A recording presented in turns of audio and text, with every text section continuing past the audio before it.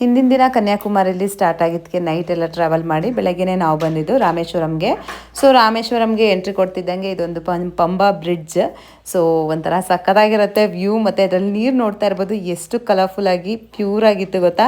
ಹಾಗೆಯೇ ಆ ಪಂಬಾ ಬ್ರಿಡ್ಜ್ ಹತ್ರ ಬೋಟ್ ಬಂದರೆ ಅದು ಓಪನ್ ಆಗುತ್ತೆ, ಬಟ್ ನಮಗೆ ಟ್ರೈನ್ ಹೋಗೋದಾಗಲಿ ಬೋಟ್ ಹೋಗೋದಾಗಲಿ ಟೈಮಿಂಗ್ಸ್ ಕ್ಯಾಚ್ ಆಗಿಲ್ಲ ನೋಡೋಕ್ಕೆ. ಓಕೆ ಅಂತೇಳಿ ಮೇನ್ ರೋಡಲ್ಲಿರುವಂತಹ EPR ರೆಸಿಡೆನ್ಸಿ ಈ ಹೋಟೆಲಲ್ಲಿ ಡಬಲ್ ಕಾಟೇಜಸ್ ರೂಮ್ನ ಮಾಡಿಕೊಂಡು ಫ್ರೆಶನ್ ಅಪ್ ಆಗಿ ನಾವು ಬಂದಿದ್ದು ಧನುಷ್ಕೋಡಿ, ಶ್ರೀಲಂಕಾ ಕಡೆ ಹೋಗೋಂಥ ಲಾಸ್ಟ್ ವ್ಯೂ ಪಾಯಿಂಟ್ ನಮ್ಮ ಭಾರತದ್ದು. ಸೊ ಇಲ್ಲಿಗೆ ಬಂದು ಫೋಟೋ ತೊಗೊಂಡು ಸೀನರಿ ಎಂಜಾಯ್ ಮಾಡಿಕೊಂಡು, ಬಟ್ ಸ್ವಲ್ಪ ಮಳೆ ಬರ್ತಾ ಇತ್ತು, ಅದ್ರ ಮಧ್ಯೆ ನಮ್ಮದೊಂದಷ್ಟು ಫೋಟೋಸ್ ವಿಡಿಯೋಸ್ ಎಲ್ಲ ನೋಡಿಕೊಂಡು ವ್ಯೂನ ಎಂಜಾಯ್ ಮಾಡಿಕೊಂಡು ಧನುಷ್ಕೋಡಿ ಎಲ್ಲ ಮುಗಿಸ್ಕೊಂಡು ಆನ್ ದ ವೇ ರಾಮೇಶ್ವರ ಬರ್ತಾ ಒಂದು ರಾಮನ ದೇವಸ್ಥಾನ ಕೂಡ ಇದೆ, ಅಲ್ಲಿ ನೋಡಿಕೊಂಡು ರಾಮನಿಗೆ ಬಾಯಾರಿಕೆ ಆದಾಗ ನೀರು ಬಿಲ್ಲು ಬಾಣ ಬಿಟ್ಬಿಟ್ಟು ನೀರು ತೆಗೆದಿದ್ದಂತಹ ಬಾವಿಲಿ ಕೂಡ ನೀರನ್ನೆಲ್ಲ ಕುಟ್ಕೊಂಡು, ಅದಾದಮೇಲೆ ರಾಮ ಸೇತು ಕಟ್ಟಕ್ಕೆ ಅಂತೇಳಿ ಕಲ್ಲು ಏನು ಯೂಸ್ ಮಾಡಿರ್ತಾರಲ್ಲ ಅಲ್ಲಿ ಒಂದು ಸೇವಾ ಟ್ರಸ್ಟ್ ಥರ ಇದೆ, ಅಲ್ಲಿ ಅದನ್ನು ಕೂಡ ನೋಡಿಕೊಂಡು ರಾಮೇಶ್ವರ ಟೆಂಪಲ್ಗೆ ಬಂದ್ವಿ.